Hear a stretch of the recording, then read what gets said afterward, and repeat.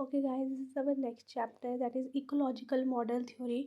और इसके जो साइकोलॉजिस्ट थे वो थे आपके पास यूरी ब्रॉनफेनब्रेनर। ठीक है, कौन थे आपके पास, या फिर ब्रॉनफेनब्रेनर। अब इन्होंने जो दी थी, इन्होंने जो अपनी थ्योरी सिर्फ इन्वायरमेंट के साथ रिलेट की थी। ठीक है, इसलिए इस थ्योरी को क्या कहा जाता है, इकोलॉजिकल मॉडल थ्योरी। अब इसके कुछ सिस्टम्स हैं, this is the most important systems. ठीक है, तो आपके पास 5 टाइप के सिस्टम है, दैट इज MMEMC। आपको ध्यान में रखना है कि ये माइक्रो से शुरू होते हैं और ये कहाँ पे ख़त्म होते हैं, आपके पास क्रोनो पे ख़त्म जो है वो होते हैं। तो M से होता है माइक्रो, M से होता है मीशो, E से होता है एक्सो, M से होता है मैक्रो। ठीक है, तो माइक्रो पहले, मैक्रो बाद में, C से होता है आपके पास क्रोनो। अब जो माइक्रो सिस्टम होता है इसमें डायरेक्ट इंटरेक्शंस होती हैं, मतलब जैसे चाइल्ड है वो अपने पेरेंट्स से डायरेक्ट इंटरेक्ट कर रहा है, क्लियर, अपने सिबलिंग के साथ, अपने टीचर्स के साथ, पीयर्स के साथ, नेबर के साथ, मतलब आपको उसको इंटरेक्ट करने के लिए किसी तीसरे पर्सन की ज़रूरत नहीं होती है। तो वो किस में आ जाते हैं, आपके पास माइक्रो सिस्टम है, मतलब डायरेक्ट इंटरेक्शन जो वो होती है। नेक्स्ट है आपके पास मीशो सिस्टम। मीशो सिस्टम होता है जैसे कि पेरेंट्स है, ठीक है, आप मान लो कि बाहर है और आप फ़ोन पे बात कर रहे हैं, आपके पेरेंट्स कहाँ पे हैं, घर पे हैं, तो ये आपके आ जाते हैं मीशो सिस्टम। मतलब जैसे फॉर बेस्ट एग्जांपल है PTM meeting, parent teachers meeting. तो पेरेंट टीचर्स मीटिंग क्या कौन सी होती है आपके पास, मीशो सिस्टम, क्योंकि देखो पेरेंट्स एट द माइक्रो में आते हैं, ठीक है, teachers is also eight micro. तो जो पेरेंट्स मतलब दो माइक्रो सिस्टम के बीच में इंट्रैक्शन करवाता है। ठीक है, तो ये किसके बीच में करवा रहा है, पेरेंट्स एंड टीचर के बीच में क्या होती है, मीटिंग होती है, तो वो भी किस में आता है, मीशो सिस्टम।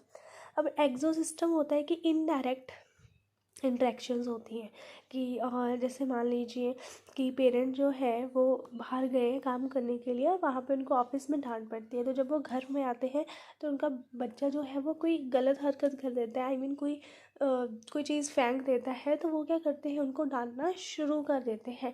ये कई बार क्या होते हैं कि बिना बात के भी डांटना शुरू कर देते हैं, मतलब अपनी फ्रस्ट्रेशन जो भी उनको ऑफिस से फ्रस्ट्रेट हुए हैं वो सारी फ्रस्ट्रेशन वो कहाँ पे उतारते हैं, घर पे आके, या वो अपनी वाइफ पे उतारेंगे या अपने बच्चे के ऊपर। तो ये किस में आते हैं, एक्सो सिस्टम, कि उससे तो आपका वाइफ आपके बच्चे का तो कोई नहीं, लेकिन फिर भी वो उनके साथ कैसे करते हैं, इनडायरेक्ट इंट्रैक्शन जो वो होती है। क्लियर हो ये बात, ठीक है। अब उसके बाद आपके पास आता है मैक्रो। मैक्रो में आपके पास आ जाते हैं जैसे कल्चर हो गया, ठीक है, कल्चर से later race, caste, laws, economical status, ये सारे किस में आ जाते हैं, आपके पास मैक्रो है। अब क्रोनो सिस्टम होता है जो हिस्टोरिकल से, मतलब जो आपके जो पुरानी चीज़ों के साथ रिलेटेड करते हैं, जैसे डाइवोर्स हो जाता है तो बच्चे कैसे हो जाता है, यूट्यूब पे हम देखते हैं कि आपको पूरे इतिहास पता है, ठीक है, हम कितना भी इतिहास निकालें आपको वीडियोस वहाँ पे मिल जाएगी।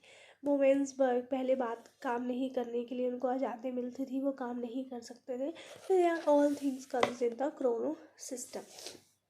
तो यहाँ पे क्या हो गया, पहले आती है माइक्रो। माइक्रो में क्या करते हैं हम पेरेंट्स के साथ, मतलब हम जो है वो डायरेक्ट इंटरेक्ट जो वो करते हैं। उसके बाद मीशो में हम क्या करते हैं, मतलब आप दो माइक्रो सिस्टम के बीच में आप इंटरेक्शन जो आप करवाते हैं, जैसे पेरेंट्स हो गया, टीचर्स हो गया, ठीक है।